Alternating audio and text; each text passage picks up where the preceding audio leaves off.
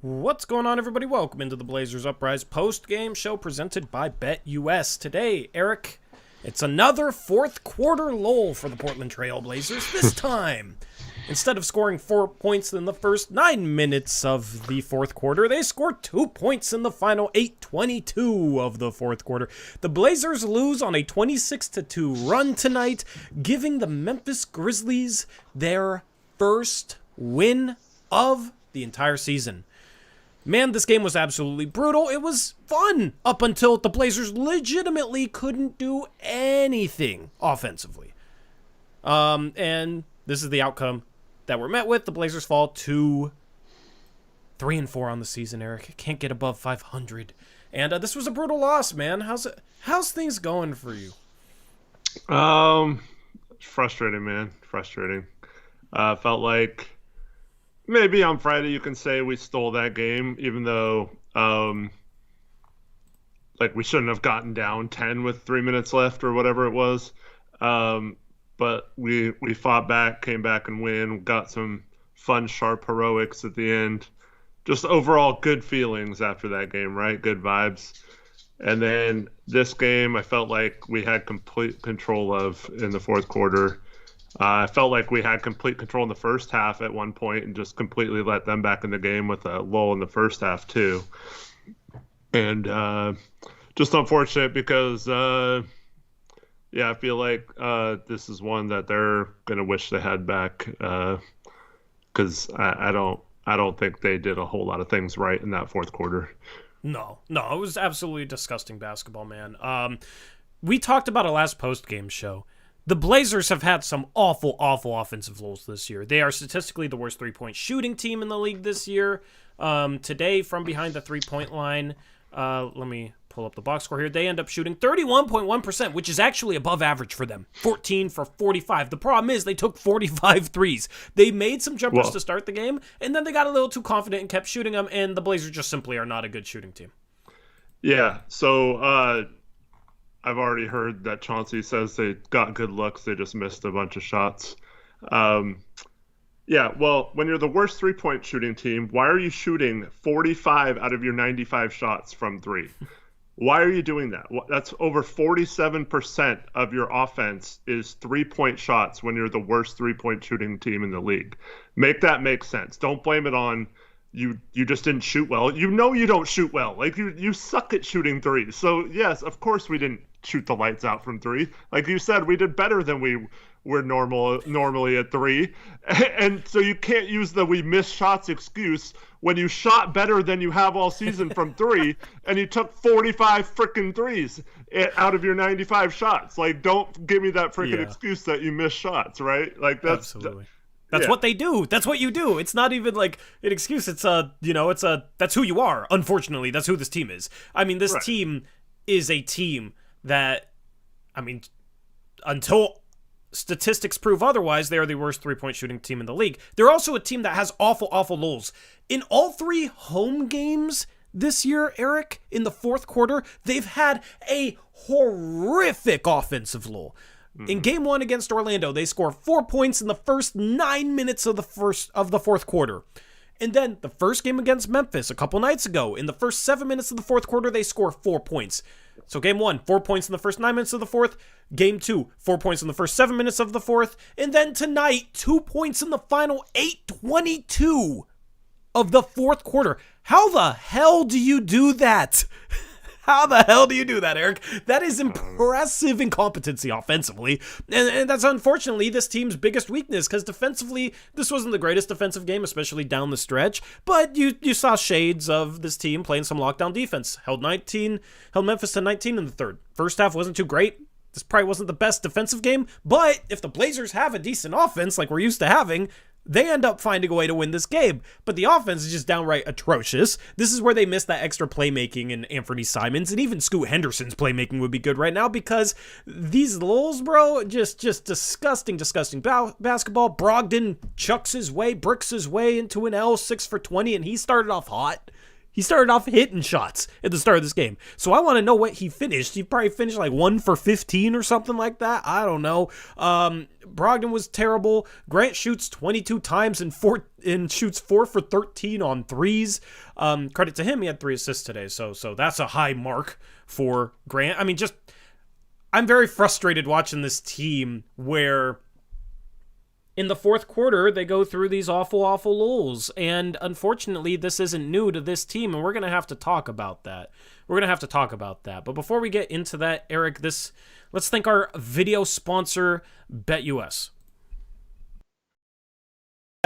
They're one of the leading online sports betting platforms. They're secure, reliable, they have excellent customer service, and they're there to satisfy all your betting needs, whether that's basketball, football, baseball, soccer, or whatever other sport you can think of. Maybe you want to even bet on some international games. They have you covered, from everything to pre-game, live game, parlays, player props, and a whole bunch more. The customer service is what really helps them stand out. They're there 24/7 to help you out with anything you need. They have some of the best promotions and bonuses going on right now, and in fact, if you click the link in the description, you'll receive a 125% sign-up bonus for when you sign up with BetUS. For example, if you deposit $100, you will receive 125 free betting dollars to play with. BetUS is one of the best sports books out there. They have some of the most unique special bets out there, so go check them out. Click the link down in the description and get a 125% deposit match sign-up bonus when you sign up with BetUS. All right, so this is what I want to lead off with, Eric. I want to lead off with talking about last year, actually. Okay. Talking about last year. Because, unfortunately, this was a problem last year with better offensive lineups. And maybe it's just a coincidence, but you remember last year where we lost a bunch of close games because, like, we couldn't score in the final 5-6 minutes of games, where we literally just missed every single shot, even when we had Dame and Ant and Jeremy Grant. Yeah, and there were times also when the bench came in and couldn't hit a shot as well. So we got basically a brand new team this year, and once again, it's a problem. Now, it's more understandable this year because we don't have as good of an offense, but this is a new team, the same problems. What's the common denominator? Because at some point, it stops being a coincidence where it's like, oh, this is just one game where we just couldn't hit a shot in the fourth. Oh, this is just 2 games where we couldn't hit a shot in the fourth. This is every home game they've had an insane lull, an insane stretch where they legitimately can't hit the broadside of a barn, bro. Disgusting. Like, is this a Chauncey problem? Is the 2 points in the final 8:22 of game time a Chauncey problem? Is it just like a complete coincidence that last year and in multiple games this year we just can't score in the fourth? Like, why is that a common theme with 2 completely different teams? Well, despite what I said, I don't know if the offense is entirely on Chauncey, and you're specifically asking about that, so I'll refrain from saying what is 100% on Chauncey right now, and that's the defense. Yeah, I mean, he's the one that is allowing Brogdon and Grant to shoot 42 shots once again in this game combined, and the offense gets very stagnant, and then they just need those guys to bail them out at the end. They don't run any real plays for Sharp. There's no creative sets. We're not even really running much out of timeouts, out of bounds plays, both from the baseline, sideline. There's just not a lot of creativity to the offense. So, yeah, I mean, I think that's part of the problem is we're not even running pick and roll, really. I mean, Ayton sometimes comes up and sets a screen, but for the most part, he's trying to post up half the possession, and he's not doing well on those post ups, especially tonight. So like, we're not even running pick and roll heavy offense, which would excuse some of the stagnation, right? If we have a ball handler like Anfernee or Dame just spamming pick and roll the whole game, and the other players are just kick out options on the threes. But it's just watch Brogdon go one-on-one, watch Grant go one-on-one or one-on-three in some cases, and then you see a guy like Sharp only get 15 shots. I mean, that should be criminal at this point. If he's getting less shots than Grant or Brogdon, in my mind, we should be focusing our entire offensive sets around getting him better looks and good looks and stuff the way he's been playing. And I just don't understand why our offense is set up to just stand around and watch a couple of vets dribble the ball for 10, 15 seconds of the shot clock. Yeah, absolutely. Chat, I'm giving you a poll. Because, I mean, like, what could be responsible for this? It's Chauncey and or it's players missing / maybe taking some bad shots.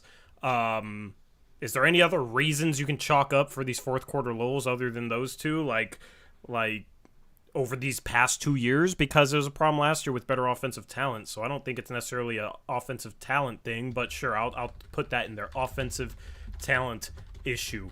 What's the biggest reason, chat? Here's your chat poll. I'm curious to see what you guys think, because I'm kind of at a loss for words, like, I think it's definitely part of the system. Like, Chauncey's system, I think at this point you have to put a lot of the blame on, because no matter who we've had, it has broken down in numerous fourth quarters and close games and has completely fallen apart where we can't manufacture anything. We can't get to the rim. We can't get to the free throw line. We can't get a good three. Like, what is his offense if you can't score in the final 8 minutes of a game against the team that's 0-6? That's disgusting. At home, too. It's not like their second night of a back-to-back on the road, right? Then maybe I'd understand a little bit if legs get tired, shots misses short, that sort of thing. They can't manufacture shots during these stretches. And it's so strange because, like, the first game against Memphis, like, we broke out of it the final 8 minutes. We were down 10 with 3 minutes left. Like, legitimately, we have been down double digits in the final 3 minutes of both these home games against a team that was winless coming into Portland. Okay, that's really bad. But we were able to break out of it last game, and we were able to win. And everybody decided, like, overtime win, great. And on that post-game show, it's like, yeah, this was a fun game to win. This was fun to see Sharp make some clutch shots, but bro.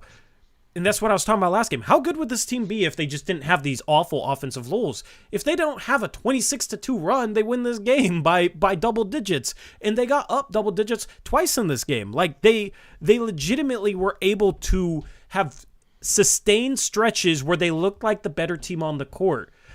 But it has come down to these stretches where they just legitimately can't manufacture a single good shot for minutes at a time. So at some point, you have to look at the system. At some point in 8 minutes, the system should be able to design a good look and figure something out. But it just looks like rat ball. Everybody's standing. There's nothing for Sharp. Sharp almost got frozen out of the offense, it felt like, down the stretch, and he's our best offensive player because Malcolm Brogdon thinks he's Damian Lillard all of a sudden, and instead of praying for Dame to save us, we're praying for Malcolm Brogdon to just hit one shot in the fourth quarter.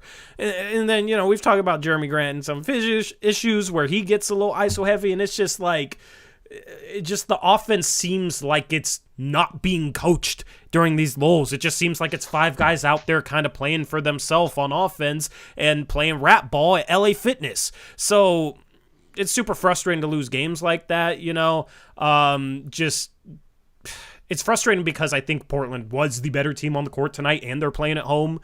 Like, I don't think this Grizzlies roster is impressive whatsoever, but in the end, it comes down to just these weird stretches where they are just completely incompetent and look like a Division III team out there on the NBA floor on the offensive end. So, yeah, frustrating, man. Yeah, and I mean, when it comes to Grant, he's 4 for 13 in this game from 3, right? Which isn't, like, awful. I mean, it's not good, it's like 30%. But yeah, but it's not like just completely bad. But then you look at in the third quarter, he hit those 3 straight threes. So outside of those 3 straight he made, you went 4 for 13 with a stretch where you hit 3 in a row. So you were like 1 for 10 outside of those 3 in a row. That's not good. See, what I think it is they're basically running like a James Harden type, Luka Doncic type offense without a James Harden or a Luka Doncic type creator, right? Yeah. And that's the problem to me. When you don't have the creation, especially at the beginnings of the second and fourth quarters, when we have it's usually like Brogdon with Jabari and Camara and Robert Williams, and I forget who else was in there, but it's usually like basically Brogdon and four others that aren't known as creators, at least not yet. So those are the times I feel like you have to run more set plays and run some action off ball. And it's not like we passed the ball some, but it was all like just like trivial passes around the perimeter. It wasn't like, oh, we have a cutter going to the basket. Like all of their action in the fourth quarter was either coming off screens wide open or giving it to an open cutter down the middle who then caved the defense in and either kicked it out or muscled up for a shot. And so like I feel like most of our action is just around the perimeter, and there wasn't much in the fourth quarter, especially going to the hoop or designed for any kind of baseline cuts or anything. So that's the frustrating part to me, is when you have a team that has the tendency to be stagnant and have those lulls, I feel like you need to run. It doesn't even have to be like complicated plays. Just run some basic backdoor screens or back cuts designed into the offense. And I don't understand why we're not doing that. It's sad that, it looks like it's a Luka Doncic prime James Harden offense. They don't have a single all-star on this team. And what's funny is like Chauncey's whole background, right? He came from Detroit, won a championship with the Detroit Pistons. They didn't have an all-star level scorer. They played as a team. Chauncey preaches, moving the ball, playing as a team. Now he finally got his guys, so now they can finally play the style of offense that they always wanted to play. Is basically all the messaging from media day. Where the hell is it? Where the hell is it? I mean, like this is why I was frustrated with preseason, and I second-guessed myself, like, maybe I'm overreacting a little bit, because it is preseason. It's fake basketball. But it's like, the offense in the preseason looked no different from last season. And it's like, if they're putting in a new offense, you would probably see something in preseason where it's like, oh, well, this set they failed to execute, but like, it was an interesting set, they just didn't make this read or didn't make this pass, right? But we didn't see any of that. So it's like, man, if we're really trying to change how we do things offensively with this brand new team, why aren't we seeing any signs that things are going to change? And they've been able to have success because Sharp is averaging over 20 a game. Here's the thing, is Chauncey's system is completely dependent upon a guard carrying it. It's just like Terry Stotts's was. And that's the frustrating part about Chauncey, is all his messaging is that the offense is basically going to be team-based. They're going to share the ball. They're going to play off each other, right? That's just simply not the case. Mm-hmm. And it just goes back to like, is this really what he wants offensively? To just basically rely this heavily on guards that aren't all-stars? Maybe one day Sharp can be that guy that Chauncey can just give the ball to and rely upon him, but down the stretch, Sharp barely touched the ball. So it just goes back to, you got to run some freaking offense. You got to set up an offense. And this offense doesn't look any different. And it's gotten so bad, Eric, that we were applauding Chauncey for just having a guy screen away for Sharp and Sharp coming and catching the ball. Yeah. That was like, great job. You finally realized how to run a set that values a strength in one of your players off the ball, where it's not just giving somebody the ball and passing the ball around the perimeter and waiting for somebody to go one-on-one, and then maybe occasionally you'll run a pick and roll out of that. It was like, oh, Sharp's great off the ball. If he has space coming towards the key, he can finish. And then if they go under, he can pop for an open three. And it's like, look at that. Just a simple basic set that values Sharp off the ball, where Sharp was able to feast. Sharp was able to feast in that first game they won against Toronto. He was able to feast in the second game they won against I forget who the other team was. Detroit. I think You know, he was doing good off curls, and we talked about it as a specific set where Sharp can eat off curls. Where has that been in the last 2 games? Yeah, but here's the thing, Eric. That is so freaking basic. We should not be applauding a coach for having a player screen away. And that's it. We shouldn't, but then we watched 2 straight games of them not doing any of that, and we're wondering, like, why is it so difficult to do it? Exactly. Like, where's the complex offense? Because this doesn't look... It looks so basic. Like, how is this complex? Which is basically the messaging, like, Chauncey's offense is complex to learn, blah, blah, blah, blah, blah. Where's the complexities in it? I think maybe Chauncey thinks certain things are complex, which are actually basic things for NBA players. I'm not sure. You know, maybe he relates back too much to his playing days where, like, stuff that NBA offenses do in the flow of things now would have been, like, you know, rocket science to him back in the day, so it's complex to him. I don't freaking know, man. But it's just gotten so bad to the point where we applaud this dude for having somebody screen away so Sharp can curl. Well, my thing is, I mean, I think it looks a little better because you were relying on Scoot and Anfernee to be your 2 main creators this year.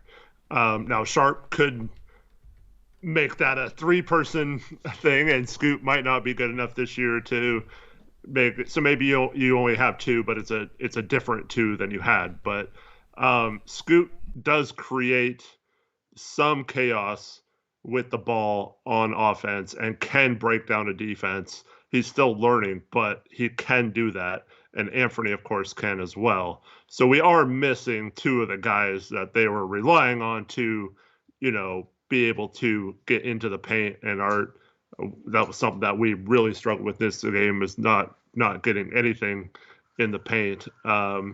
So that is part of the equation. So I don't think you can give anyone a pass for that. I'm not saying to give him a pass for injuries, but I think this offense is designed for, like I said, to have an elite creator running it.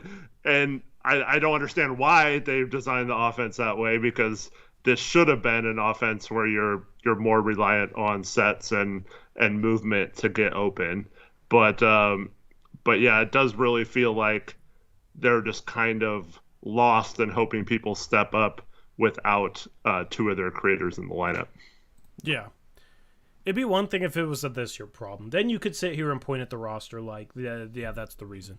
Right. It was a massive problem last year when you had Damian Lillard averaging 32 a game. Mm-hmm. When you had Anfernee Simons, Jeremy Gray averaging 20 a game. Yeah. Right? You had Nurkic as like a short roll passer. I know he misses some shots on the inside, but he sets great screens. So if you're just going to run basic pick and roll, he'll at least get your guard space, and then if they trap it, he can make a play out of it. So you had pieces last year. They were an above average offense last year with that roster, and that was with their fourth quarter lulls. I think with Damian Lillard on the court, they would have been like number 1 in offensive rating if he played every minute. But they still had big fourth quarter lulls and lost a bunch of close games last year because of it, because they couldn't hit a shot down the stretch. And it's like, if there's a double-digit lead in the first half of the fourth quarter, it was almost guaranteed last year to evaporate. It was almost guaranteed to not last. And that's exactly how things feel with the way this team plays in the fourth quarter offensively. Remember last year, or it might have been, it's been most of the last 2 seasons, Chauncey's first 2 years. Remember that when he would make comments like, I don't like teams that shoot a lot of threes, or I don't want to have to rely on threes as an offense. And we have all these 3-point shooters, and it's like, well, we have Damian Lillard. We need to kind of rely on 3-point shooting, right? But he's like, I'm old school. I like to, pound it inside and not rely on the 3-point shot and not have a heavy diet of 3-point shooting. But now we have like the worst 3-point shooting team, and we're like completely living and dying by our horrible 3-point shooting. Like, it makes no sense to me how we have our offense set up and why we're so shooting so many threes when like even Chauncey has said in the past that he doesn't necessarily believe that you have to shoot a ton of threes. Yeah. They have no one to bail out this crappy offense right now. Also, I don't think the shot quality in terms of the threes that they're creating, unless it's for like a Jabari Walker who just is not a good 3-point shooter, unfortunately. He was 0 for 5 tonight. Like, it's not like they're generating great looks at 3. Mm-hmm. I don't feel that way. Like, Grant shot a lot of contested threes tonight. Brogdon, I mean, that one Brogdon took from like 5 feet behind the line. With like 20 on the shot clock. Yeah, that was disgusting. Terrible. Disgusting. I mean, then that's where you have to put some of the blame on the players. Like, why is Brogdon shooting that, bro? Brogdon is 6 for 20 in this game. He did not have it going. He was not cooking. And it's like, that's why I made the reference in the intro. He thinks he's Dame. He thinks he's Dame. Even if Dame was 6 for 20, I'd be like, I don't know about pulling up from 5 feet behind the line with 20 on the shot clock. Why the hell is Malcolm Brogdon doing it? It just doesn't make sense. And it's like, he's a veteran, right? Like, he can teach our young players how to play the right way. Well, I hope they don't take after that, where Scoot's just like, screw it. You know, I've not shooting well. I'm like 2 for 7 from 3. I'm going to get another one up. I'm going to pull from 5 feet behind the arc. And it's not even that open. Like, I don't get it. So, Brogdon he had 11 assists and only 1 turnover. When he decided to pass the ball, he was good. When he decided to force a shot, he was bad. He was a minus 17. You know what's fascinating about this? We've taken Brogdon off the bench. We've taken Sharp off the bench, right? Those guys got absolutely outplayed. The starters got outplayed today. Brogdon, in the 9 minutes Brogdon was off the floor, the Blazers were actually a +5. With the 39 minutes of him on the floor, he was a minus 17. Sharp, 41 minutes, minus 60. Ayton, minus 18. Grant, minus 22. You look at the bench, Skylar Mays, funny enough, he's 2 for 9, but he's a +9 in 16 minutes. Every player on the bench was a plus except for Toumani, which he was a huge reason the Blazers came back in the third quarter. He didn't have the greatest stretch in the first half, but he was great in the second half. Just frustrating, man. I mean, I don't want to watch Malcolm Brogdon play hero ball all year. It's not something I want to see. Like, he can go do that on another team off the bench where it makes more sense. We, in chats brought up by a TC Sports legend, the play where, I forget if it was Skylar Mays or someone else was bringing the ball up on a fast break. Ayton runs the floor. Oh, it was Sharp. Was it Sharp? It was wide open for a lob or a easy dump-off pass for a dunk. And we kick it out to Brogdon for a 3 with our 3-point shooting. Yep. And then Terry Porter was complaining about it on the broadcast, which I thought was funny too. Like, yeah, 100%. He was vicious on the fast break. He would never kick out a 3. He would get his big guy a dunk. Yeah.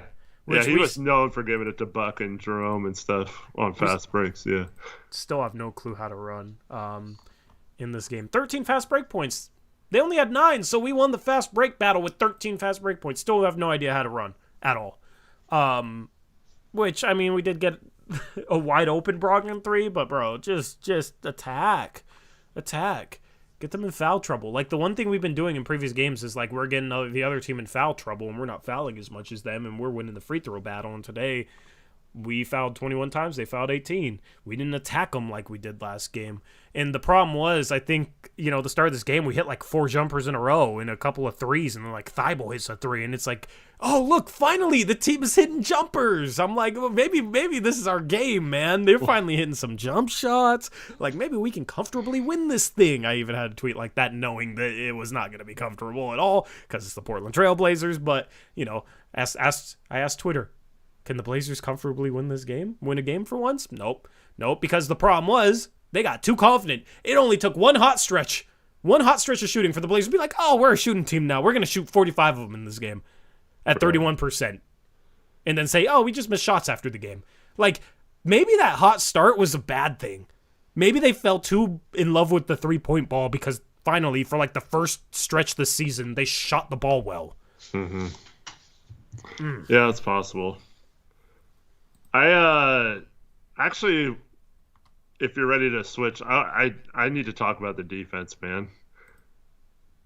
Do you want to say anything else about the offense? I thought I had something else, but no. We can talk about the defense, and then I want to rant about the refs. Okay, let's talk about the defense. Then I'm going to rant about the refs. Yeah. All right. So Memphis does not have much right now without Ja. They're going to run pick and roll with Bane. And so that hot start that you were talking about, we see all these tweets, whatever from your boy saying how great this lineup is and how it's better than any other lineup we could have had right now and all that kind of stuff. And the talk, I saw this so many times on social media, the whole, oh, look what happens when you have a bigger defensive lineup. You can switch everything and it works out perfectly and all that. Like, do people not realize that we left Bane wide open last game off the pick and roll because we're playing drop? And the coaches, I was expecting them to run a different game plan in this game and put some pressure on Bane because he's their only legit scorer, right? And nope.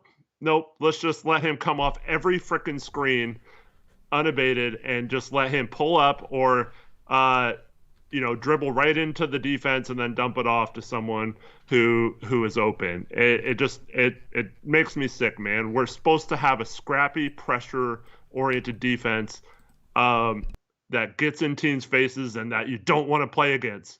And instead, we're letting the other team just do whatever the heck they want on offense. And we've gotten really lucky. We played some poor shooting teams that have shot worse than we have in games. And we've gotten pretty lucky there.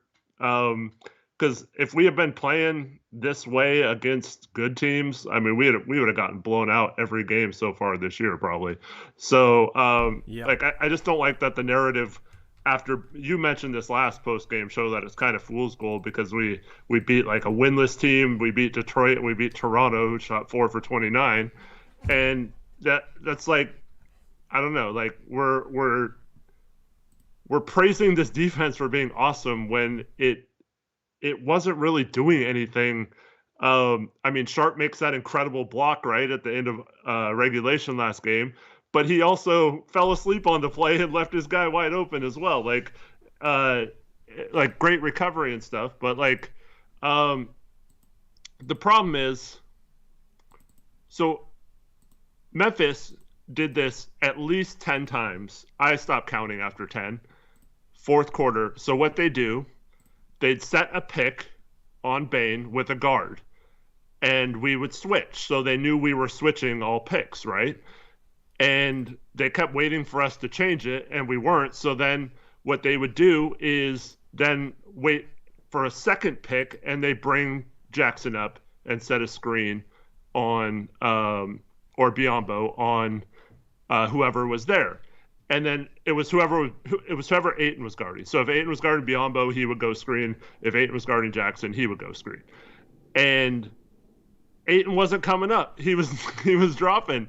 So Bane was coming off those screens wide open, and the defense had to adjust. And then that left like shooters like Kennard open, or Biyombo or Jackson, whoever wasn't the one screening, was just cutting to the middle and being wide open. And it was soft as heck. And we did it all last game. They didn't make us pay for it. We did it all this game. And we got lucky that for the most part, they weren't hitting. And then in the fourth quarter, they start hitting, and we don't change it at all. We don't mix up our coverages. This is what you and I have been complaining about for years.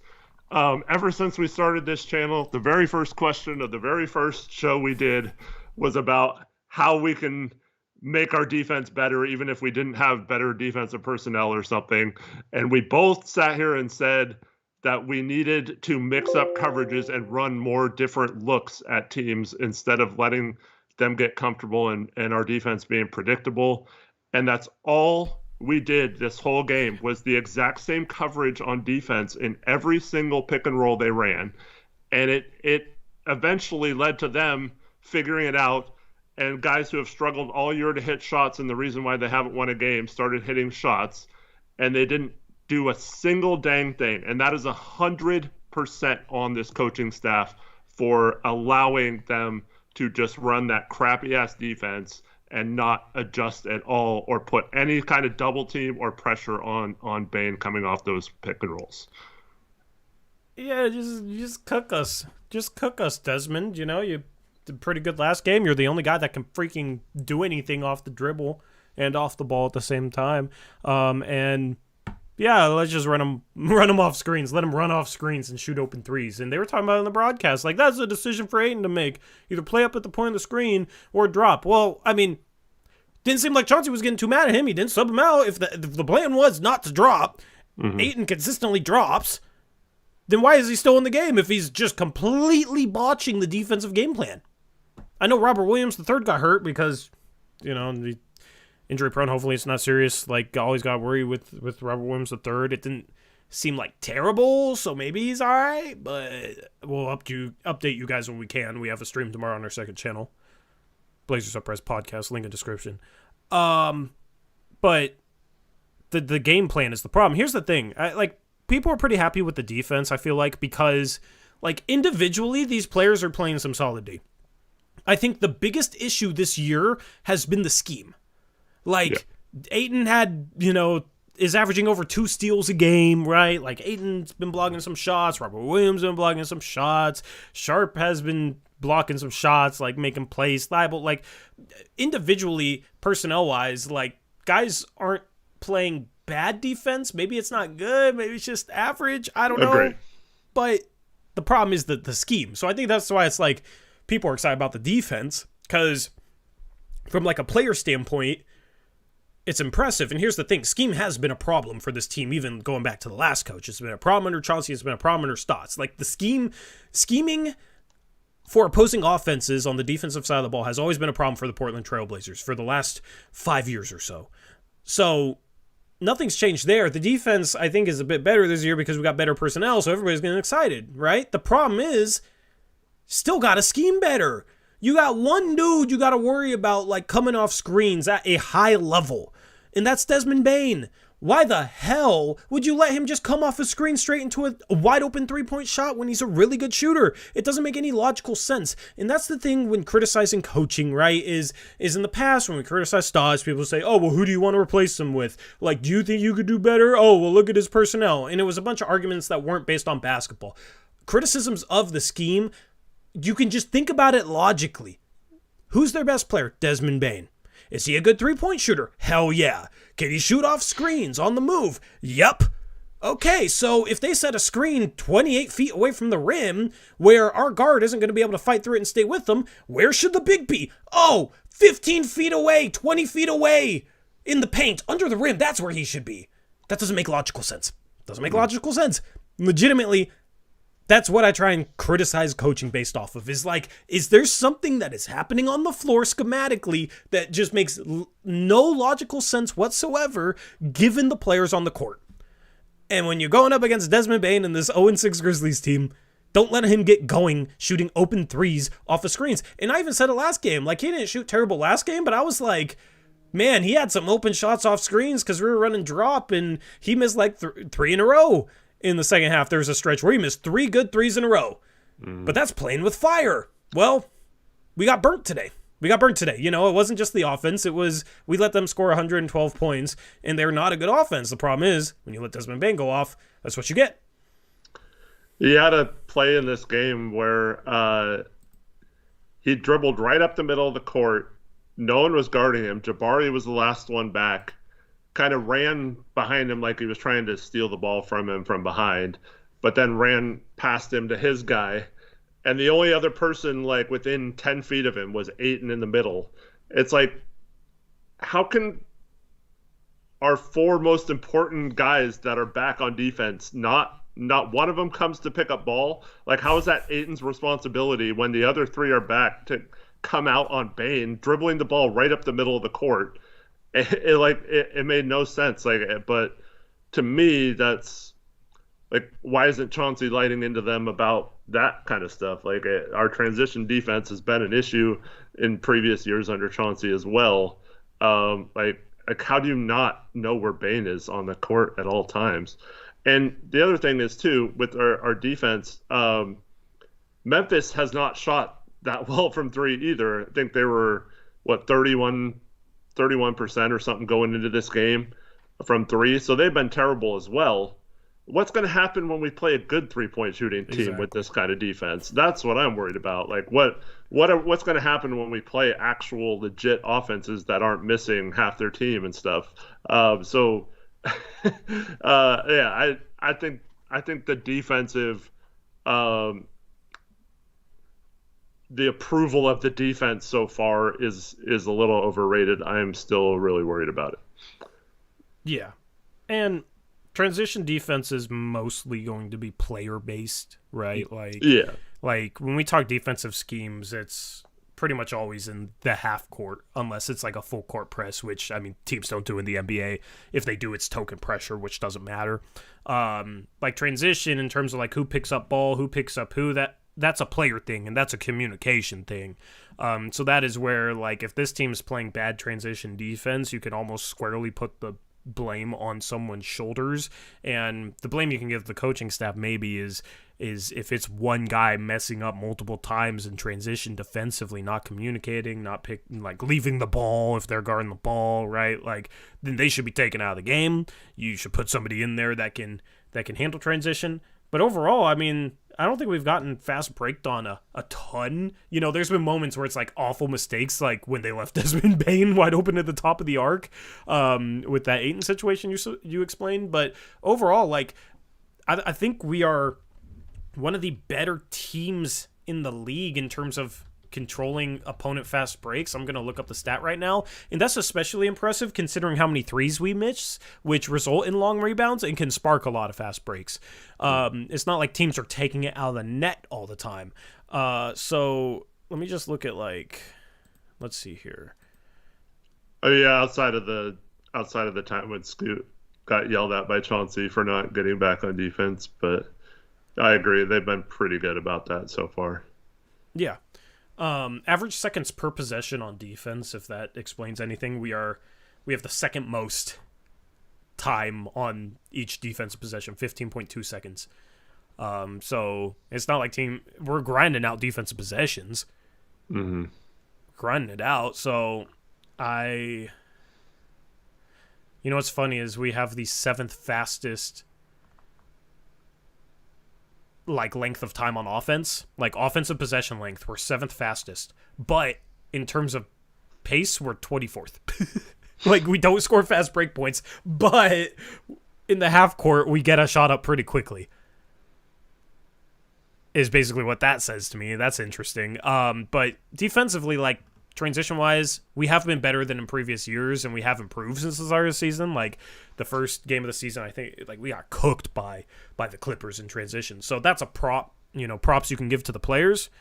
But then again, well, what happens when we play a shooting team, man? It's going to be some brutal nights defensively if this is how we're going to run things. And I mean, it's just frustrating because this team needs to get out and run, but we're not playing a defense that's conducive to doing so. And it's just not playing to the strengths of these players. You got one of the most athletic teams in the league. Chauncey tried to play an aggressive defensive scheme his first year here when he had Yusuf Nurkic and Robert Covington, right? Now you got Jeremy Grant, DeAndre Ayton, Robert Williams, Matisse Thybulle, Toumani Camara can play the three, and he can defend out on the perimeter, right? Like, you probably want to get Scoot in transition when he plays because, you know, in the half court he's pretty rough right now, but got to get him in some space. Same thing with Sharp, who can be a transition threat. Like, you are just built to press and run, and they don't press. They don't play up at the point of the screen. They don't hedge. They don't trap. And then they don't run. And it's just it's a baffling style of play because it's legitimately the same exact style of play as last year with a different roster. And this is the thing with good coaches. Okay? Solid coaches will fit their players to their scheme. Good and great coaches will fit their scheme to their players. Will adapt to the team that they have and do it effectively. Chauncey has already proven to me that he can. He's already proven it. You know, this was going into this year. It's like, you got your guys. We got Chauncey guys. We've heard that before, but this time, yeah, it is a new team, Chauncey. There's no difference in the style of play. Yep. And I would be much happier or much more content with it if we're getting cooked if it was because we were running a pressure-based system and the pressure was allowing like backside easy dunks or something because they were passing out of the pressure or something like that. Like, I could excuse that. I could say, at least they were trying to get the ball out of Bane's hands. He just made the right pass and the ball got moved quickly. We're not quite there yet on rotations after with the pressure because we haven't done it. It's only been 7 games. I would be sitting here saying I'm not worried about the defense at all. I love that they're pressuring and doing some new things. The problem is our defense is soft as heck, man. It's soft. And that's the exact opposite of what Chauncey has said for 3 seasons now he wants his defense to be. He doesn't want to play soft pressure. He doesn't want to play drop. He wants to get in people's face and scrap and be physical. And so we're not doing that. So I completely agree with you. Like, there's some sort of disconnect between what Chauncey wants to do as a coach and what's showing up on the court, and that's not a good sign for Chauncey as a long-term good coach. So hopefully that can be changed. It's just it's especially concerning, Tori, when it's the same team twice in a row and you don't change any of the things you do on defense. You don't make a single adjustment in 2 games against the same team, and you blow a game that you had complete control of in the fourth quarter because you just let them do whatever they wanted on offense, right? And you couldn't do anything on your end on offense either because you were not running any sets or anything. So that is my problem. Is this game tonight was a coaching game. This is where you show, hey, we're not going to be complacent with winning that game, coming back and taking that game from them on Friday. We're going to come out here and blow them out of the water. We're going to do some different things, show them some different looks. And no, we just showed up, rolled the ball out, and we're like, oh, okay, we beat them on Friday. We can beat them again. We'll just do the same thing. Hopefully Brogdon and Grant get hot again because they're going to shoot 40-plus shots, and we'll just hopefully hit a bunch of threes. So, that's my thing. And if I was in that press conference, I would ask Chauncey why there was not any adjustment in style of play or scheme between Friday and Sunday, knowing you're playing the same opponent. Why did you just give them the same look and let them get comfortable? Yeah. There's a comment in chat that says, I do think his play style as a player and intensity shows this year and has almost become the identity of this team. Well, I mean, that wasn't really the identity of the team last year. I think it's more so the players that are brought in, nothing to do with Chauncey. Like, players playing hard is the bare minimum. A coach should not get credit for getting his players to play hard. But if you can't get a team to buy in, then that means you're probably not the right guy for the job. And there was numerous times the past couple of years where it was like the effort was questionable, especially his first year here. So, I like this team plays hard. There's no complaints about effort, but man, that's the bare minimum. You know what I mean? Like, you're playing the game of basketball. You get, me and 10 people from chat that are competitive and like winning, and we go play some pickup, and guys are going to play hard because we like winning and we're competitive. You know what I mean? It's just basic stuff. It's sports. These guys are paid millions of dollars to be competitive. These guys are paid millions of dollars to play hard. I just, credit to the players for playing hard because we've seen stretches where they haven't. At the same time, that should be expected. It's just frustrating when the style of play does not fit that aggressiveness of these players. Does not fit the fact that these players play hard. If you got players that play hard, man, pressure, play the passing lanes, try and force turnovers, get out and run, right? If you have a young, energetic team, what he does defensively does not fit it. What he does defensively is just like, we're going to run drop and like hope that Desmond Bane doesn't make a jumper. And then hopefully he'll drive to us, because when guys drive at us, we got some rim protection, and, players will make plays, but hopefully he doesn't make threes. Basically, their entire defense is just hopefully the other team doesn't make threes. And there has been stretches where guys have done a really good job closing out on guys in rotations and closeouts. I think we've seen progress there. So once again, props to the players for that. But when you defend screens, which screens are the most important action, in the NBA nowadays, 100%. Like when you defend screens in a way where you got the big just like not even bothering to be a part of the play because he's dropped so far off, you're just praying that guys miss shots, and it drives me crazy. So, it's just frustrating how he doesn't adjust, man. Like he didn't adjust this game. He's not running different stuff, and he's not running stuff situationally.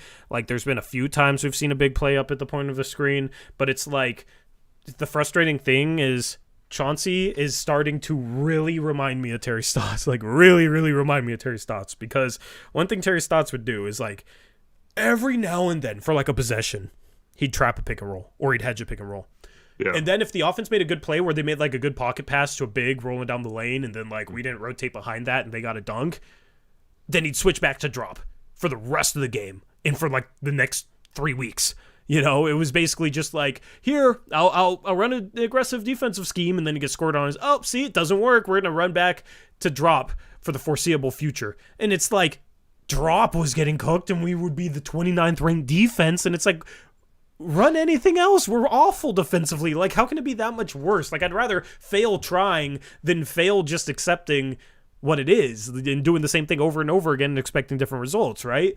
So that was the frustrating thing with Stotts. And it's like last game, there was a couple times that we played up at the point of a screen and Memphis, like one of the plays, made just a phenomenal pocket pass to Xavier Tillman, and we didn't rotate behind that. But instead of saying we got to rotate or get subbing in a guy that would rotate and protect the rim if the offense makes a really good pocket pass and executes well, instead it's just like we're going to revert back to drop, and it's like somehow the pocket pass for a layup is much, much worse than constantly giving up open threes to good shooters if they run off screens and we run drop. So that's just the thing I don't get with coaches is what they get so married to a way of doing things that if they switch it up, they don't give it any leeway. They don't give it any time. It messes up once and they're done. They're going back to what they're doing, no matter how well what they do is doing. So I hate that. Hopefully I explained that well. The funny thing is though, like you have to do different. Like even if they switch to more aggressive, like you can't also be aggressive 100% of the time either. Like sometimes you drop against certain players. You drop. Like Marcus Smart, like you could probably get away with dropping or going under screens more than Bane, right? Or if like Jaw was playing, you could go under screens sometimes and make him. Sometimes you just want to force him to shoot those shots instead of getting downhill and getting your bigs into foul trouble and making momentum plays at the hoop. So there are within the game, you have to know like the other team's personnel. And you have to know what you're going to do to attack each one. And to me, Desmond Bane is a great player, but he doesn't have like the ball handling skills of like a Curry or a Jaw or a Luka or whatever. He doesn't have the vision that those guys have. He doesn't have the height that like Luka or Ben Simmons or someone has off a screen to throw over the top of a double team. He probably doesn't even have that much experience coming off pick and rolls into a double team or into a trap and knowing what to do with that. So you probably could have created some turnovers, right? Yeah. So like why don't you have a guy who's trying to step into a role that's not his normal role, and you're letting him like excel in that role without making him uncomfortable at all. Like, I don't get it. Like, this would have been the perfect time to just hard trap every screen he came off of and get the ball out of his hands. If he made plays, you give your hat off, you tip your hat to him and applaud him for stepping up and making plays. But you don't just let him drive or come off a screen for a wide open three and not put any pressure on him to have to handle the ball or in like pressure situations. Yeah, 100%. I want to talk about the refs. All Bro, right. I want to talk about dog. There was two plays which in combination with each other is just like the most disgusting combination of plays I've maybe ever seen. So, first half, Jaren Jackson commits a blatant moving screen and knocks Thibault to the floor on it. Now, Thibault probably sold it a little bit, but it's a moving screen. Like, he got hit. And the spirit of the flopping rule is, like, egregious stuff where, like, there's barely any contact and they, like, throw their heads and hands back and fall, right? It's egregious stuff. Like, Thibault's flop and him trying to sell a call was not egregious whatsoever. But for setting a moving screen, because there's a blatant moving screen that they missed, and Thibault gets knocked to the floor where there's legitimate contact, and, you know, I don't even know for sure if Thibault, like, completely sold that or not, because there was legitimate contact where Jaren Jackson Jr., who's a big human being, slides into Matisse Thybulle, right? Memphis gets rewarded for setting a moving screen. Not only does it not get called, they get rewarded for setting a moving screen because there's a flopping technical on Matisse Thybulle as he got hit by the moving screen. So Memphis gets a point out of that. That's not in the spirit of the rule. That's not why the NBA came up with it. That's just absolutely ridiculous. That pissed me off, man. But then, and this is even worse. The play with Toumani Camara in the second half, where after a rebound, Santi Aldama hooks his arm, which is dirty. You're not supposed to do that. They're supposed to call that. They're supposed to crack down on it. Obviously, Santi Aldama obviously hooks Kamara's arm, okay? And Kamara's just sitting there like, what the hell is going on? They're not calling it. The ref's staring right at the play. And then finally he like pulls his arm back and then runs down the floor. As he pulled his arm back, Santi Aldama flops. He like legitimately flopped. That's the spirit of the rule. When Toumani Camara rips his arm back and Santi Aldama just crumples to the floor. That's a freaking flop. But then they review the play and give a taunting technical on Toumani Camara for legitimately stealing his arm back from Santi Aldama. That was one of the worst calls I've ever seen out of a review. What taunting technical, Eric? What the hell are we talking about here, where this dude has his arm hooked, is sitting there for four seconds, like letting it happen, looking at the ref, like, are you going to call something or not? The ref doesn't freaking call it because these dudes were blind tonight, and then he just pulls his arm back, and he gets a technical for that. What the hell was he supposed to do? Let him have his arm all the way down the court and just run and lock arms together and skip down the freaking floor? I don't get it. Just absolutely disgusting stuff by the refs tonight. The first one, they called it in real time. It was absolute BS, but like at least they called it in real time. How the hell do you go to a review and come up with that determination from a dude trying to bring his arm back? If anything, it should have been a flopping technical on Aldama and a technical for hooking the dude's arm, which is a dangerous play. But no, we got to screw the Blazers for whatever freaking reason. Just disgusting stuff from the refs tonight. That's the worst call of the season, and it might go down as the worst call of the season. Like, I don't know what could be worse other than like a Utah Jazz goaltending Damian Lillard type of play. Pissed me off, bro. This is just disgusting. Disgusting stuff. Yeah, I don't know how that was taunting. Like, what? Like, maybe if they called it technical for him, like, making a non-basketball move, like flailing his arms or whatever, that's fine. But taunting, like, how's that taunting? Like, I don't understand the call there. But yeah, I don't think Toumani did anything wrong there, unfortunately. Yeah, it's two calls that went against us. Should have been a point for us, unfortunately, or at least a technical free throw. I know Sharp had a free throw on a foul out of bounds too that he missed. But yeah, I don't understand that call there. Yep. The refs aren't the reason the Blazers lost the game. There's a comment in chat. I don't know. I never said the Blazers lost the game because of the refs. Just disgusting calls in real time. If we won this game, I'd be complaining about those calls. You know what I mean? It just doesn't make sense. Just doesn't make sense. The flopping rule is going to be a problem, I think. It would be better if you got a warning, like as a team, and then they made it technical free throws. Where you can maybe give a player a technical, but they don't end up shooting free throws off it or whatever. I don't know. But it shouldn't be automatically free throws the first time in a game, because the problem is it's just such a judgment call that I feel like can go blatantly one way or blatantly the other in the spirit of the rules, so that guys don't flop. Mm-hmm. So I like the spirit of the rule in terms of like trying to prevent that. But you can't punish a dude for falling when he gets nailed with a moving screen trying to fight through a screen. You can't do that. You can't do that. Moving screens are already a problem in the league. You can't start rewarding them.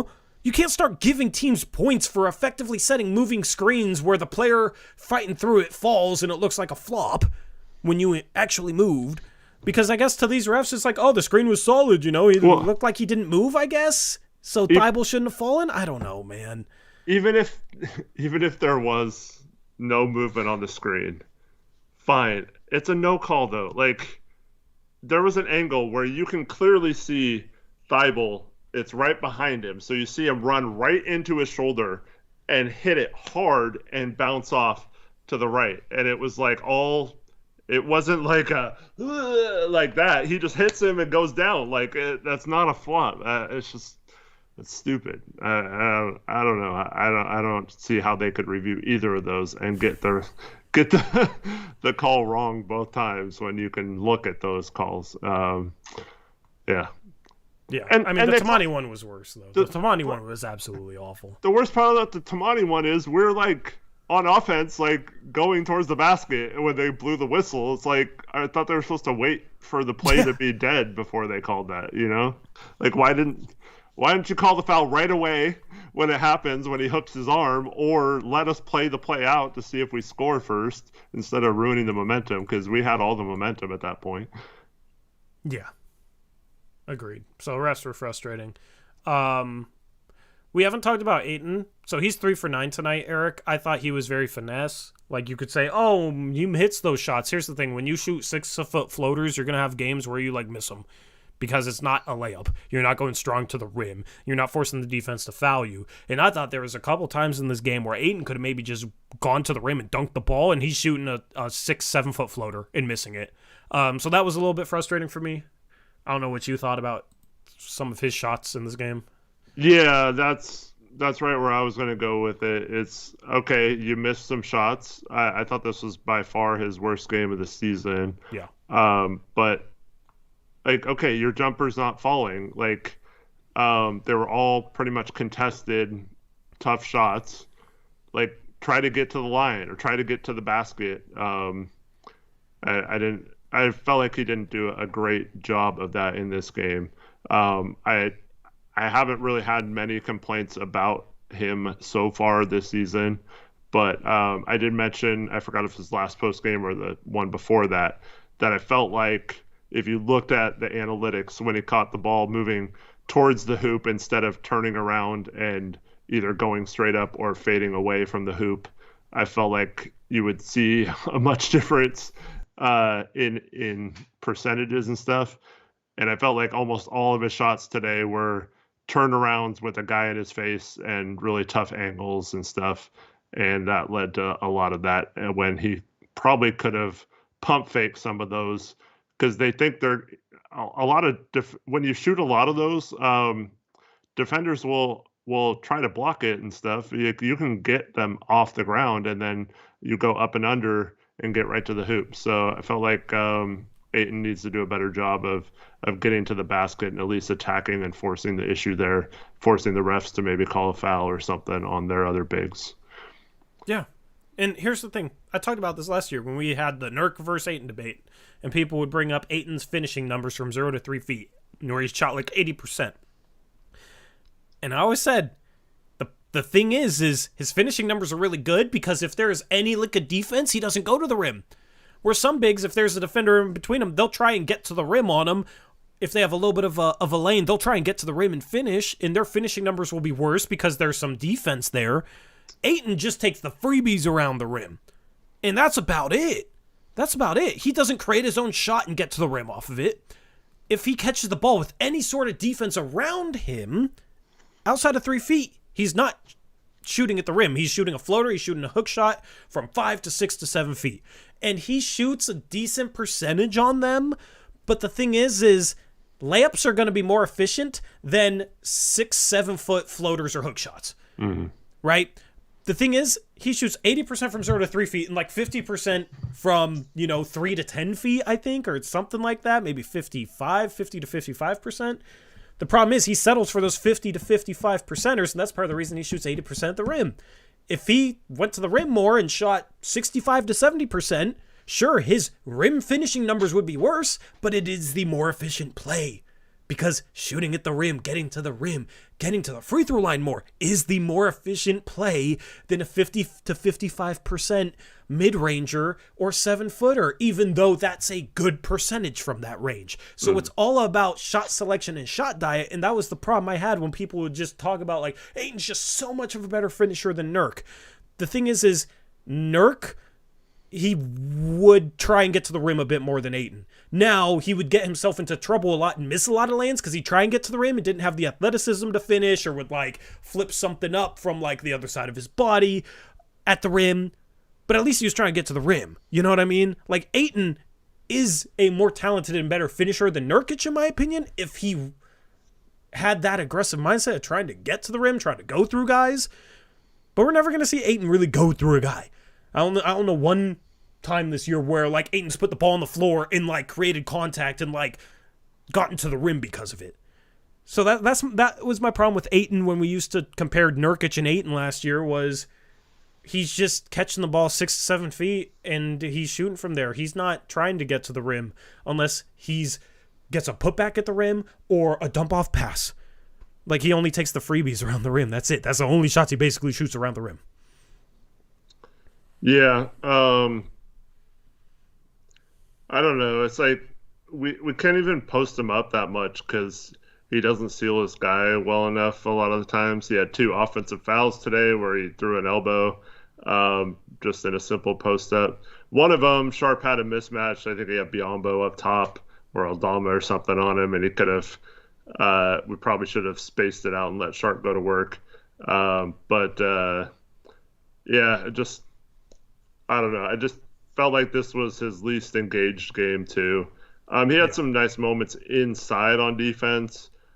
Did get cooked in the post a couple times, but I thought he did fine in the interior. It's just when they are hunting him in the pick and roll and we're running drop, I don't like him just standing there. There was one time where Bane went right into him and he did a good job of recovering and blocked the shot. So that was nice, but just most of the other pick and roll possessions, I'm not even really blaming Ayton. It's more, like I said earlier, more scheme. But I didn't think he was super aggressive tonight, and he probably should have been a little bit more. But I do have to say, them playing Biyombo in this game, I think was the difference. Biyombo did a really good job on defense and controlled the boards and made it a lot tougher for us to score in the paint. So that was a little tiny switch that Jenkins made. Well, I don't even know if he was like, there was some weird thing with this contract that they guaranteed more of it or signed him to a bigger contract or something the other day.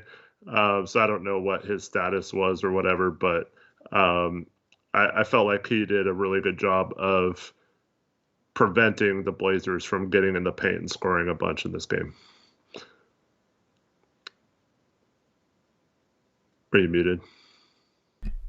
I said, yeah, it's kind of sad that Biyombo made that much of a difference, but I agree with that. Tillman was out too. Yeah, Biyombo was better today than Tillman's been. Tillman's been pretty bad this year, so that made a difference. But yeah, with Ayton, man, it's just like, go to the rim. Don't settle for 6 to 7 foot floaters when you can get to the rim and maybe get to the free throw line. But that's the biggest problem with Ayton is his numbers will look great. He shoots great from the mid-range and great at the rim. Look how efficient he is. But the thing is, he needs to try and get to the rim more and shoot mid-range less because getting to the rim is more efficient. So it's the same argument we had when, like, you look at Dame's three-point percentage and compare it to Trendon Watford's last year. I think Trendon Watford shot a higher three-point percentage last year. But all of Dame's threes are super tough. He shoots a ton of them, and he shoots them so efficiently, or he shoots them efficiently enough where it's like a good play, and he gets off so many that it's volume plus efficiency. Volume plus efficiency matters. You can't just look at efficiency. You have to also look at volume. So it's partly that, and partly, with Dame was he can efficiently shoot out to 30 feet, so defenses are going to guard him all the way out there, and it just opens up more things for the offense. So there's context that goes into shooting percentages and shooting numbers that needs to be considered when we discuss them.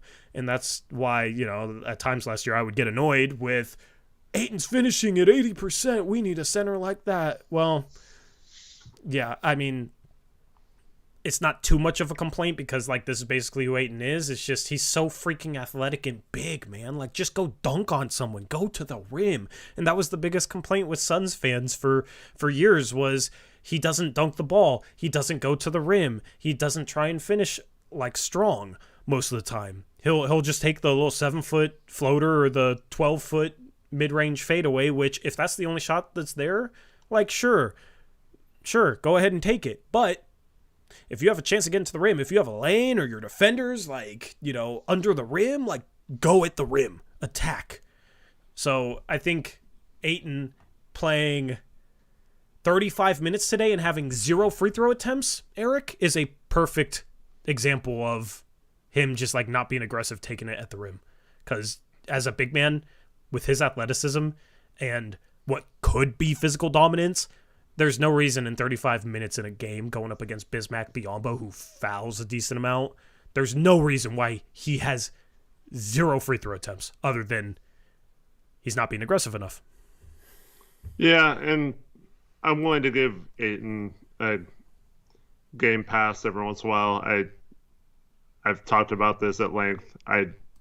It's really hard for someone as big as Ayton or as big as Nurkic to bring it for 30 minutes every single night and not look like they're having a night off or at times, look bad. So I'm willing to give him a little bit of a pass tonight, but hopefully it's not a trend that continues throughout the season. Yep. Jabari Walker got to hit threes at some point. That was brutal.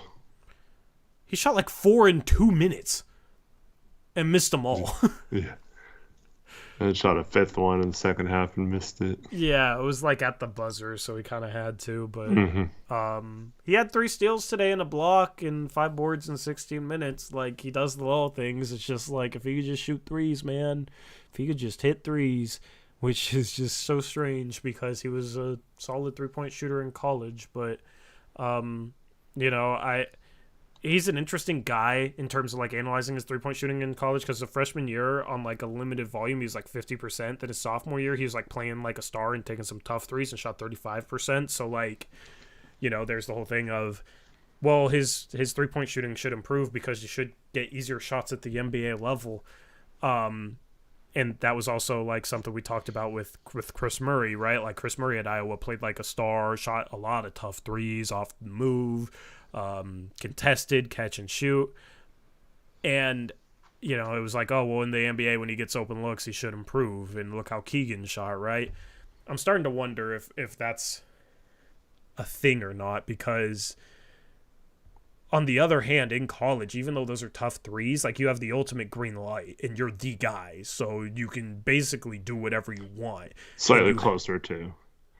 Yeah, and it's slightly closer. So Jabari is just playing with the ultimate confidence because he's the number 1 guy at Colorado his sophomore year, and he shoots 35% on some tough-looking threes. He should be able to come into the NBA and shoot the 3-ball just fine. Look at him as a role player his freshman year where he shot 50% from 3 on good looks. He should definitely be able to come in and shoot.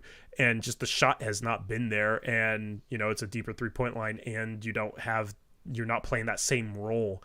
And maybe it's more so transitioning back from having the confidence that you have as the number 1 guy on a team to being the 5th best player on an offense at the NBA level with a deeper 3-point line without that, ultimate green light where they're setting up threes for you is a tough transition. So that's something to think about, because like scouting this year is going to be important. Like the Blazers have multiple picks, and hitting on picks, even if they're late first, early second, is very beneficial. And there are guys that can be found there. I mean, just look at Camara being drafted 52nd in last year's draft. So I think that's something to maybe remember and take into account, because like me and you, Eric, we nerd out on scouting, right? And it's like, for me, I try and learn, because it's not, there's no two players that are the same, and it's basically like a crapshoot at times. Like NBA front offices with whole scouting departments will hit on some guys and wildly miss on other guys,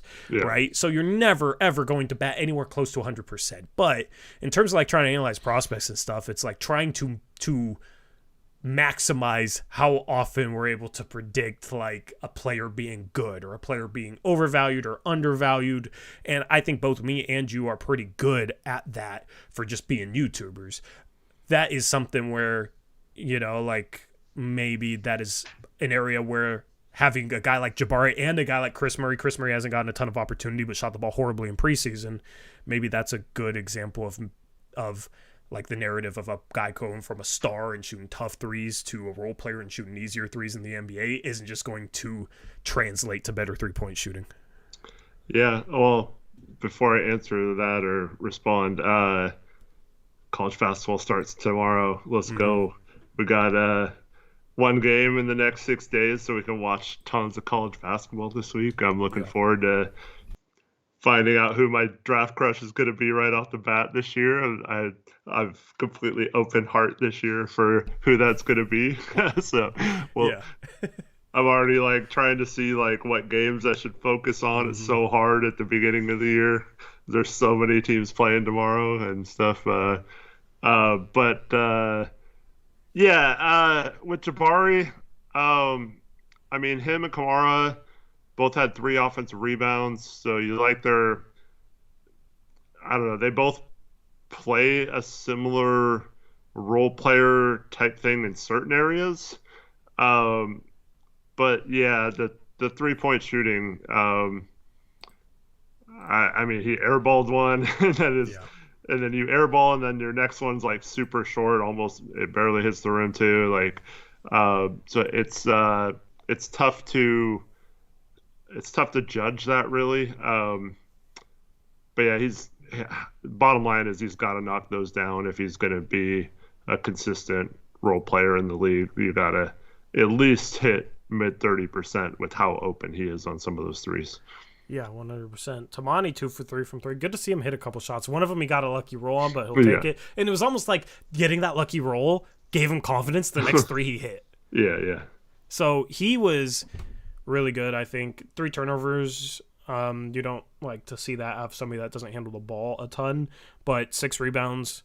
Rebounded the ball pretty well, 3 offensive rebounds in 24 minutes, had a couple of assists, had a steal, had some good defensive moments, made a couple shots, 3 for 5 from the field, 2 for 3 from 3. So continue to be impressed with Toumani. There's a reason I put him in the thumbnail. Like, he is honestly like your favorite Blazer is always going to be like the best player on the team, right? Like, I feel like a lot of people's favorite Blazer right now is Shaedon Sharpe. But like in terms of just favorite role player, it's definitely Toumani Camara. Oh, for sure, yeah. Easily. Like, I just enjoy having him in the game. And it's even to the point where, like, if he makes a mistake, it's like, it's fine.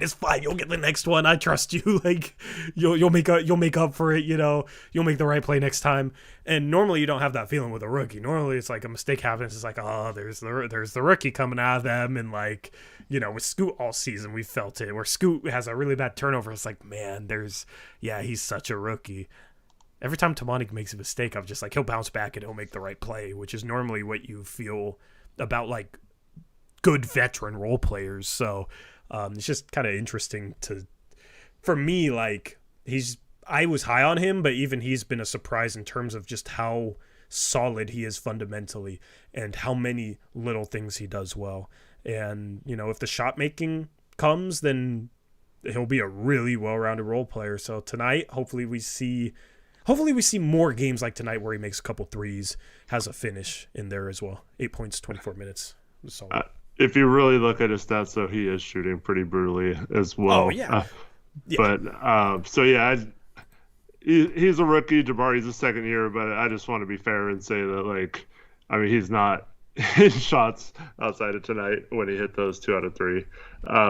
But yeah, he's another guy who, like you said, he impacts the game, but he is still going to have to hit those threes at a decent clip at some point. Yep. I agree. The thing is he's better on the perimeter defensively than Jabari. Oh, for sure, yeah. He is a little better like passer, ball mover than Jabari. I'm not saying Jabari's bad there. I just think Toumani's a bit better. Like both these guys do the little things. I think Toumani is just better at some of the little things that he's able to do on the floor, and defensively, I think he's a bit more versatile and he's more athletic. So like, I feel, dude, I just want to see this team run in transition. I just want to see Toumani fill a lane. Well, I feel like he's played a ton this year. Has he filled a lane once on a fast break?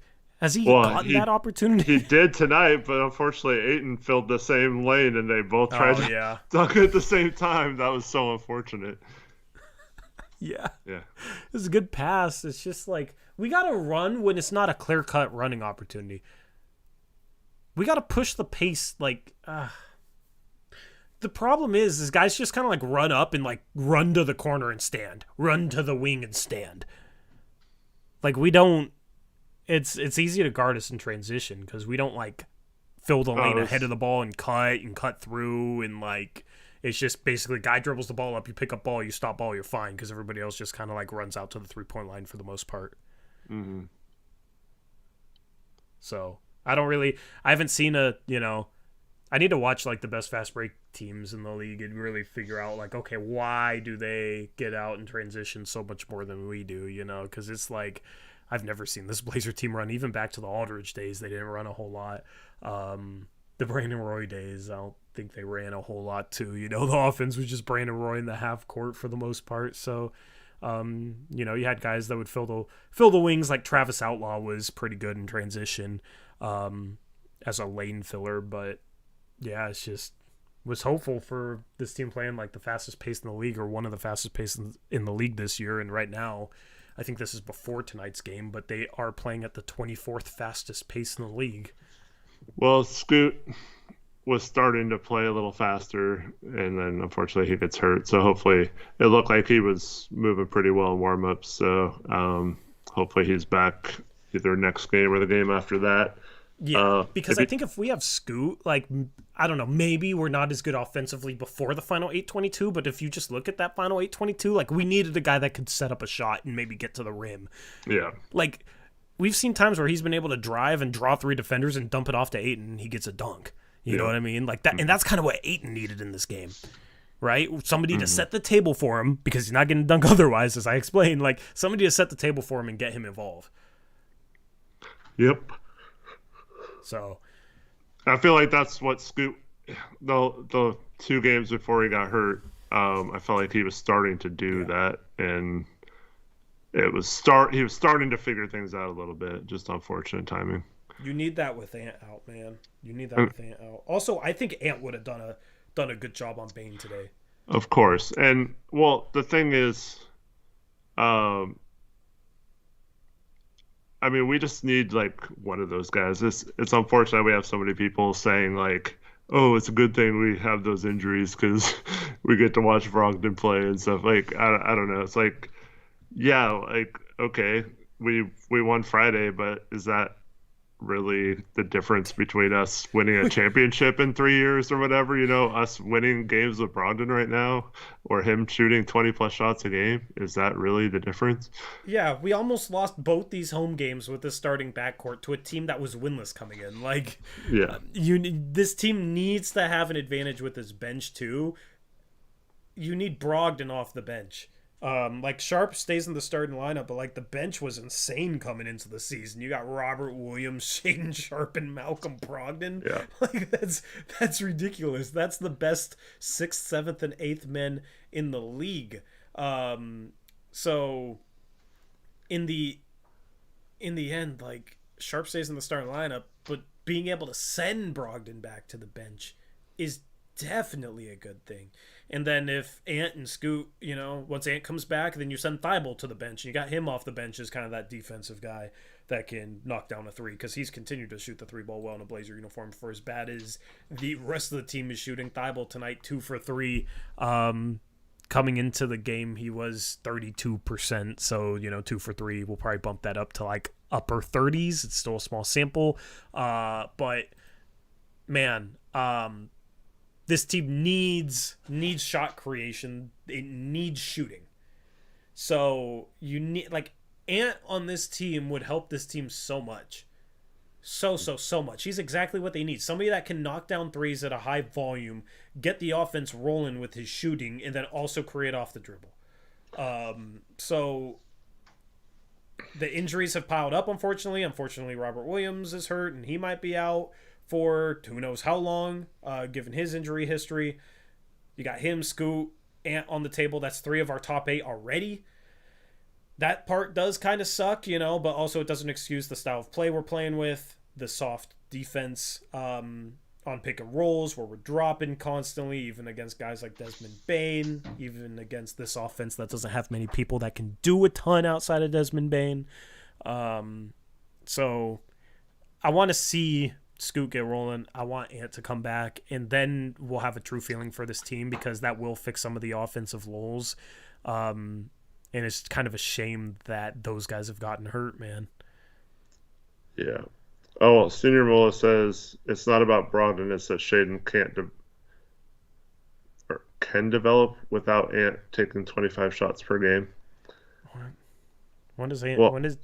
Ant doesn't take 25 shots a game. But okay, that's why we don't want Brogdon on the team long term, though, because Ant would take his shots, and then Sharp's doing the exact same thing he's doing now, right? And as he gets better, he can take more from Ant. But those should be your 2 leading scorers moving forward, right? Because Scoot's probably never going to be like a huge scorer. He's going to be more of a Chris Paul type, where it's like maybe you average like 20 and 10 if you're at the best version of yourself, right? So it's not like he's going to take 20 plus shots every game either. So why can't it be Ant and Sharp as our best version of the backcourt, not Brogdon and Sharp? Yeah. I don't understand that narrative. Also, Ant taking 25 shots a game is just like a comment to hate on him, because I'm just looking at last year where he played 62 games. Only twice did he shoot 25 shots a game, and it was exactly 25 shots a game.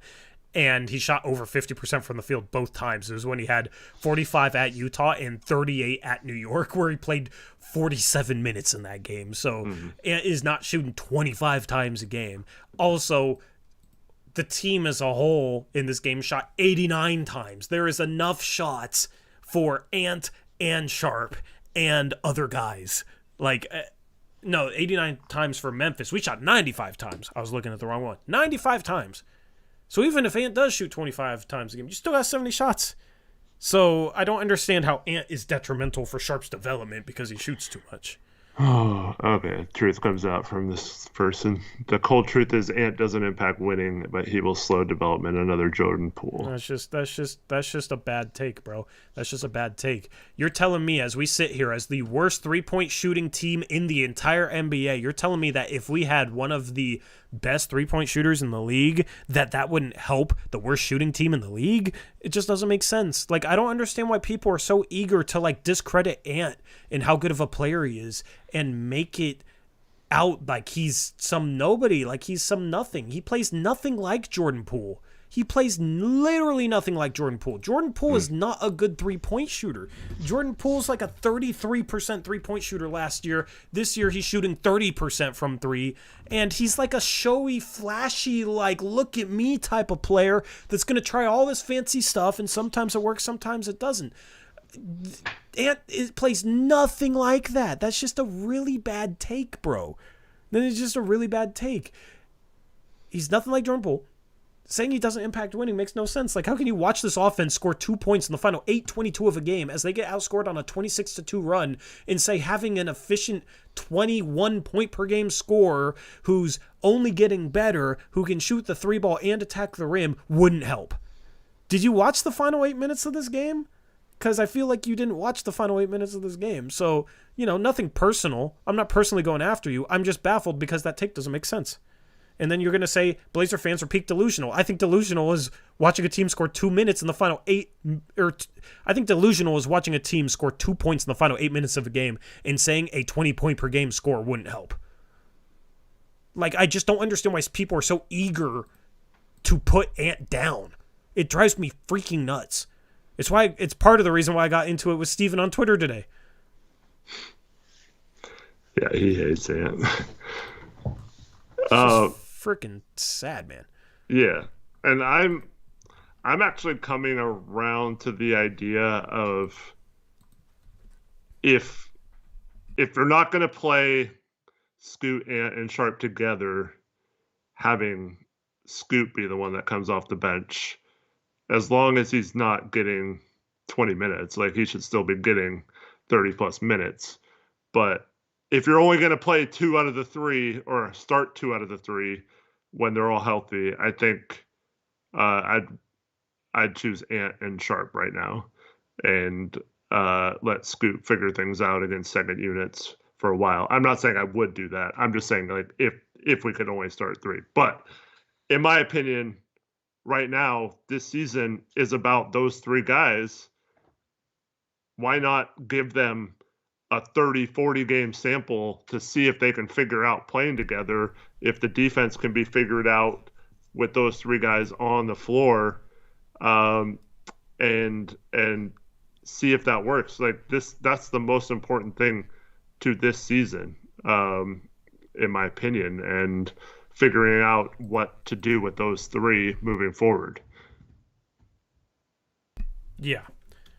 Elizabeth Allen says, Ant and Poole have their similarities and differences.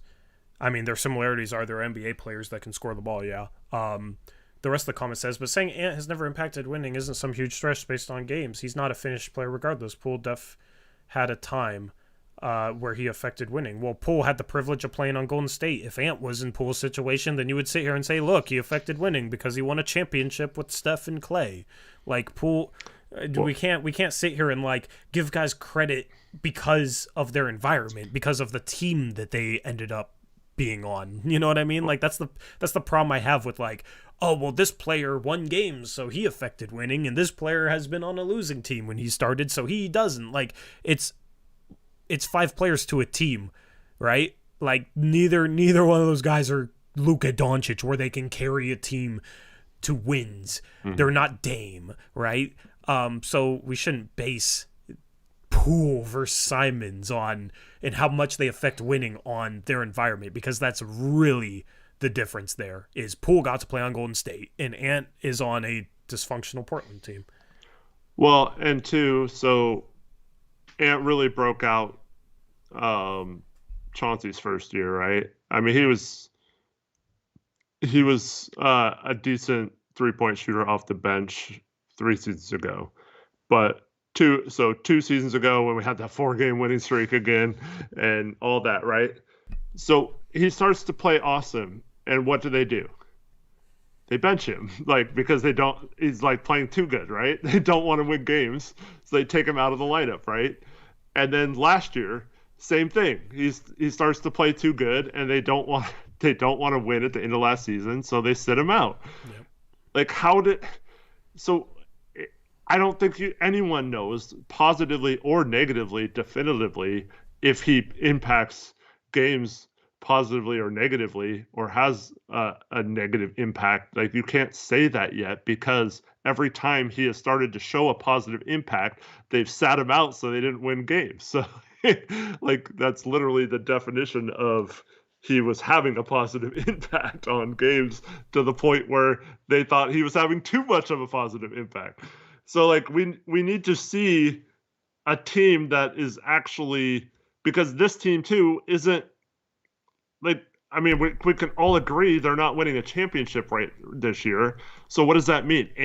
doesn't infect games because the team isn't built to win a championship. Like that doesn't make sense either. Like, so I think it's just a situation where we haven't seen over the course of a season if he can or not. So I don't like closing that off as for sure it can't happen or for sure it will happen, Yeah. I'll be honest, like the impacting winning argument is frustrating to me because a lot of times it'll be used as something to discredit what can actually be like backed up, opinions that can be like factually proven or backed up with stats or that sort of thing, because it's literally easy to just sit here and say like, oh, look at this dude, he's averaging, just hypothetically, oh, this dude's averaging 23 points per game and 5 assists, and shooting 47% from the field and 40% from three, right? Just hypothetical stat line.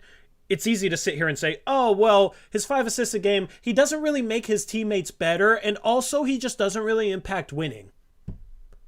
Like, that's so arbitrary. Like how is putting points on the board efficiently not helping teams win games? Because that's really all basketball comes down to, is putting points on the board more efficiently than the other team, because that means you're going to score more than them, and that's the whole point of the game. So that's why I just don't like the impacting winning argument, is because it just flies in the face of anything that can be like factually proven, and it also gives guys credit for a situation that they're in. And punishes guys for other situations. And the whole making teammates better thing is like basically a way to say, well, this dude's 5 assists are better than that dude's 5 assists per game. I can't explain it. He just makes his teammates better. I can't stand those arguments. You're fine to make them. You're fine to speak your mind. I'm not trying to say, you're not allowed to make those arguments. The reason I don't like them is because they're completely arbitrary, and I feel like it's just kind of flies in the face of something that can be backed up. You know what I mean? So Steven does use those arguments all the time, and I give him crap for it, and I will continue to give him crap for it. So, if a player doesn't impact winning when he's scoring 23 points per game efficiently, I feel like if you're going to say that, you have to explain why the 23 points he's putting on the board efficiently is not helping a team win. And that's the thing with Poole and Ant. Like, how is Poole's stat line more impactful upon winning? How is what Poole is doing on a game in, game out basis more impactful in terms of winning games? And to be fair to Poole, Washington's not trying to win either this year, so you can't really say that, oh, well, he's not good enough to help them win when their team's not good enough overall to win, even if he was an impactful player. Yep. So, anyway, we're close to wrapping this thing up. Once again, if you want to bet on sports, use our link at the top of the description box below. BetUS. If you use our link and make a deposit of at least $100, you'll receive a 125% deposit bonus, which is a $100 deposit gets you $125 extra dollars on top of that in terms of betting. So $225 you get essentially with a $100 deposit for you to play around with on BetUS. They have all sorts of promotions, all sorts of ways where you can bet on NBA action, as well as any other sport that you want to bet on. So shout out to them for sponsoring this stream and sponsoring this channel. That link, once again, is in the description. I'll also put it in the live chat, which the live chat is trying to go off the rails again. Second stream in a row. Same stuff. Same stuff. What's up, Gray? Says, I hate watching Grant shoot threes. I think everyone is going to miss. How many more losses do they need? Only 30, 38 more losses? 39? 37. 37? They're 3-4 if they lose 41. No. I thought he was 40 games. He didn't want to go to 500 to make it easy. 39. Yeah, 39. Yeah. Yep, So. You're right, yeah. But, yeah, I mean, Grant has been forcing the 3-ball. He's not shot the 3-ball well. He's just taking a lot of contested, tough 3-point shots, but even the open ones aren't going in. He's just in a slump, man. Would be nice. Yep.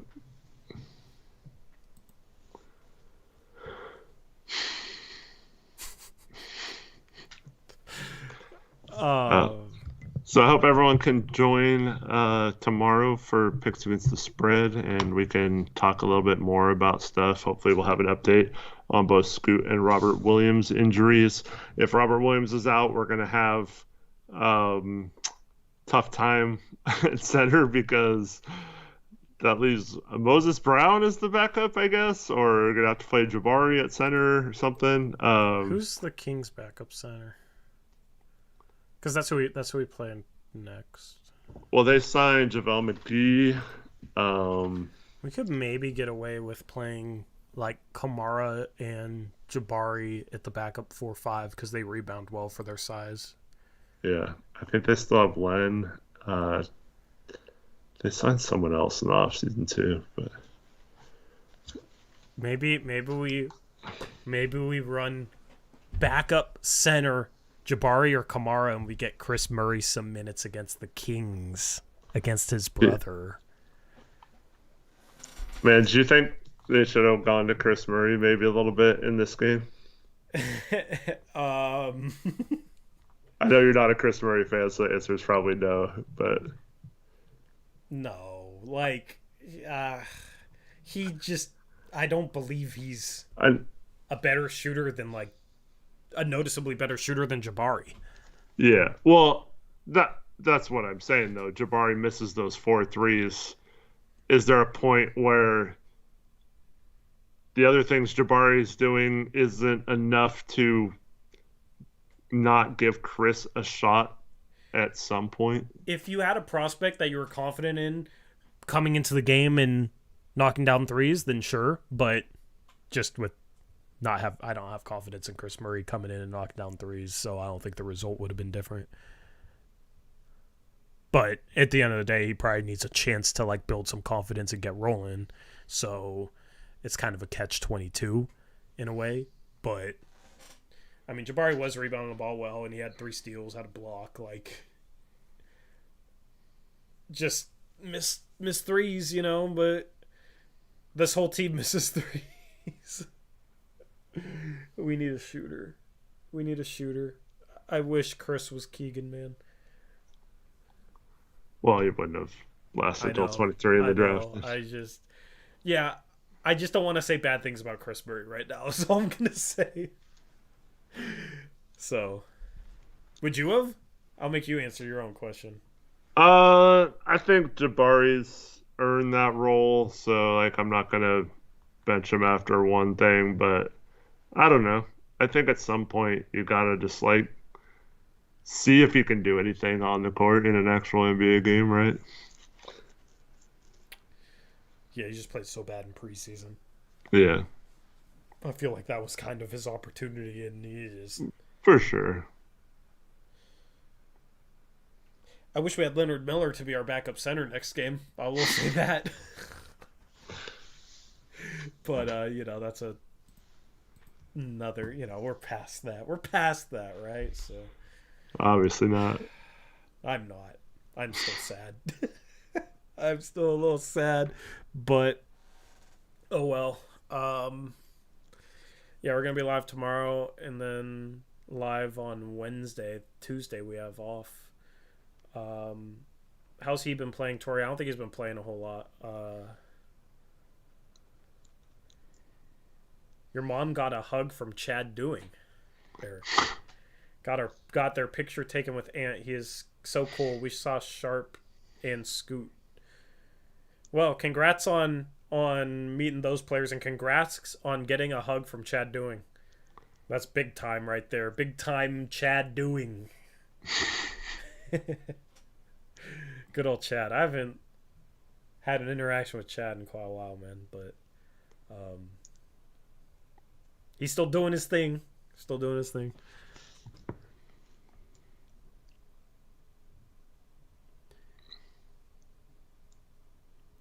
Gray, you can't win. It's really hard to win NBA games if you're only shooting 15 threes a game. Teams just going to pack the paint. You have to knock down threes. But maybe not 45. Yeah, like 45 when you're this bad at shooting threes is, you know, if they didn't, they were 6 and 20. They were 6 for 23. So their hot start evaporated. And then they finished like, what? They did finish 8 for 22, which is decent. It's just like, if you're on fire all game, I understand shooting 45. They weren't. They were on fire to start. And then they fell in love with the three-point ball. And then they settled. And then they took some bad ones. So, yeah, I'm not saying they should take 45. They just missed shots, so. But taking 15 threes a game, the offenses in the NBA are so efficient because of the three-point ball. Because of the three-point ball. Like the Grizzlies tonight shoot 40% from three. That's 100 and basically 122 offensive rating, 1.22 points per shot, which means we have to shoot 61% from two to keep up with that. And tonight we were not even close. We shot 52-point shots. We made 23 of them, Eric, which is 46% from two. Yeah. So the thing is Memphis, when they're shooting threes, are far more efficient than us when we shoot twos or threes. So it's not going to make a difference if we shoot more twos. You know what's funny is we're actually scoring, what I say that was, 46%. That's 0.92 points per shot on twos. Yeah.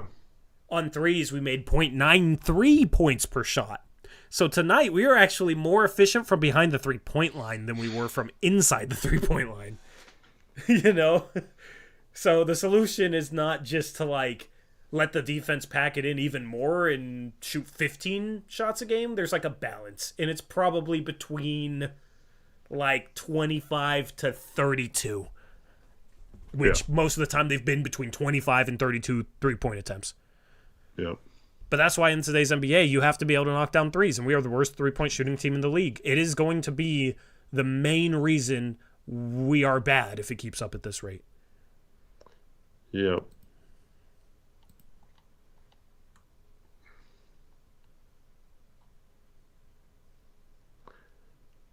And my mom was supposed to get a picture of Shaden Sharp tonight, and Ant, but it looks like it was just Ant.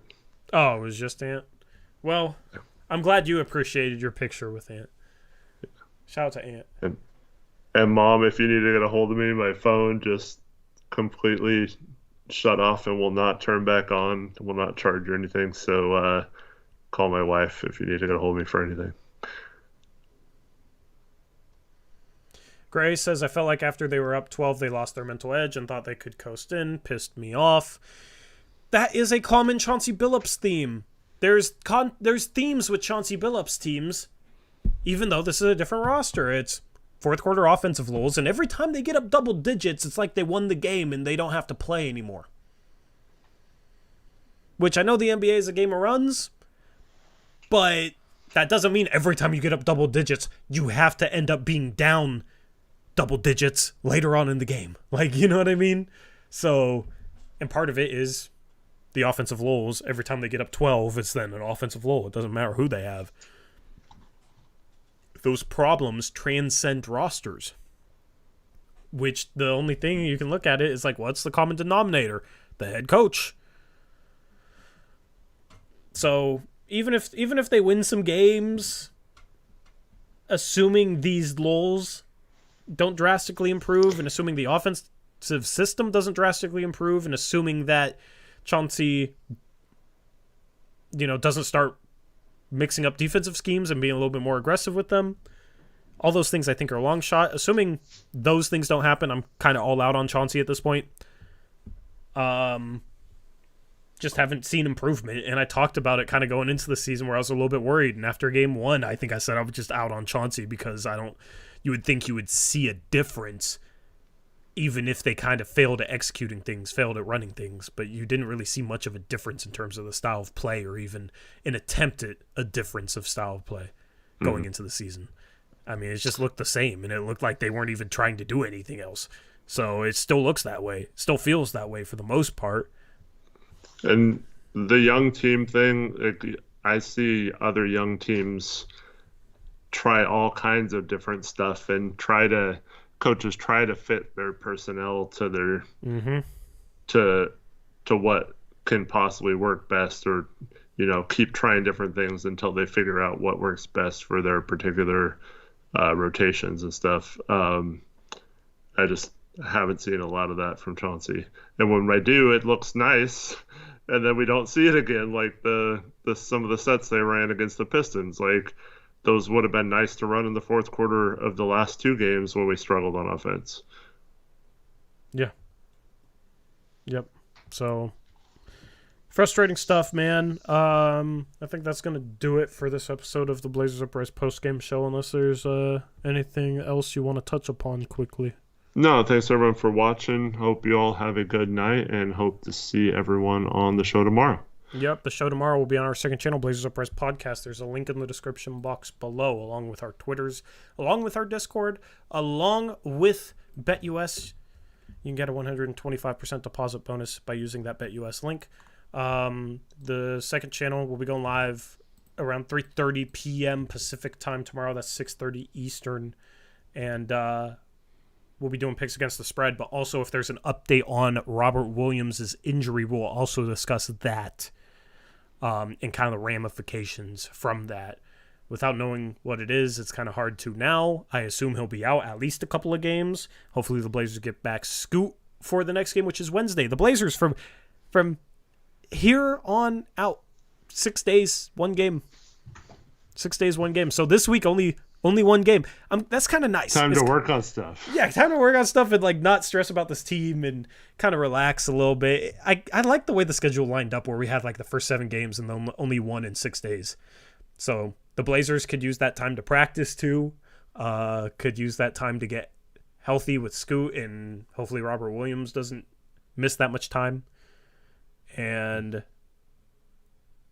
looking forward to it. So we'll be live tomorrow, second channel. Wednesday postgame, Thursday second channel. Then Sunday is the following game. That's awesome. Alrighty.